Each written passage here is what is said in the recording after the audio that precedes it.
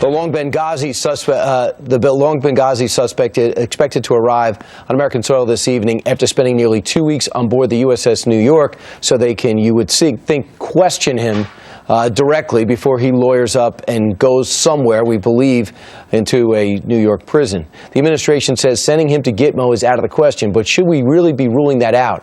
Retired Army Reservist Montgomery Granger, Monty, he says, served as a medical officer at Gitmo in 2002. He's the author of this book called Saving Grace at Guantanamo Bay. He joins us right now. First off, on Catalia. We picked this guy up, seems to have direct links to the attacks on Benghazi. Where do you think he should go?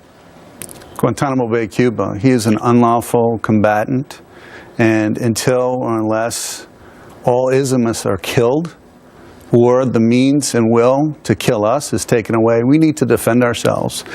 And if there is a global war on terror, and I believe it's white hot right now, with all the things that are going on in the Middle East, especially Iraq, then we need a safe and secure place to put unlawful combatant Islamists who want to kill us. But you heard the president. He says that infuriates the Islamic world to know that we have a Gitmo. But Anwar al-Awlaki, who was killed by drone, the American al-Qaeda, well, recently the rationale for that killing came out. They declared him an enemy combatant. If there's an enemy combatant, there's a war on terror. And if there's a war on terror, you need a safe and secure place to put the unlawful combatants. You worked at Gitmo. You steered the worst of the worst from Abu Zubaydah on down. You've seen them all. What is it like there? It's like any base USA in some ways. There's a McDonald's, a mall, etc. The weather's great.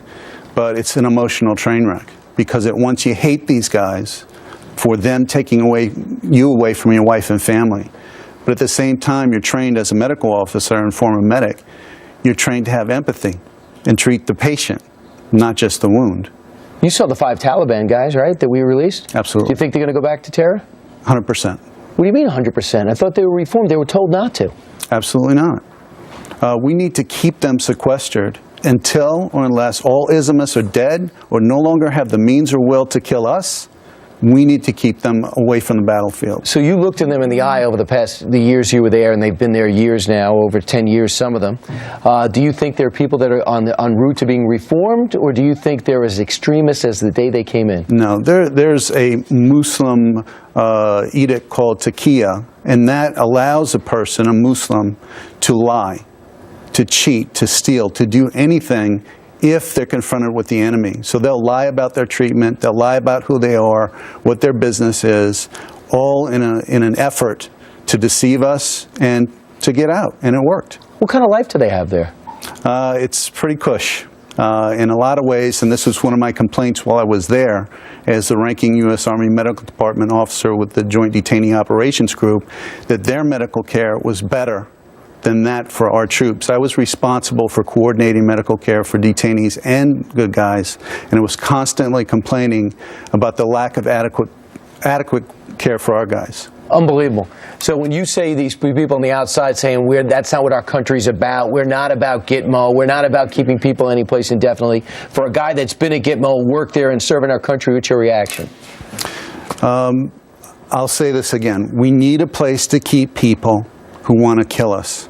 We need a safe and secure place. There's no safer place, no more secure place than the military detention facility at Guantanamo Bay. We selected it. My unit helped select the place. We looked at Guam. We looked at Diego Garcia. We all voted Hawaii. Of course, we didn't get to go there. But Gitmo is the absolute safest place and most secure for people who want to kill us. And if the president has his way, it'll be empty within 2 years. And hopefully they don't become our neighbors. I agree. Major Montgomery Granger, thanks so much for your service. Thanks for congratulations on your book, Saving Grace at Guantanamo Bay. It is now out. Appreciate it. Thank you. Thank you. All right, 19 minutes after the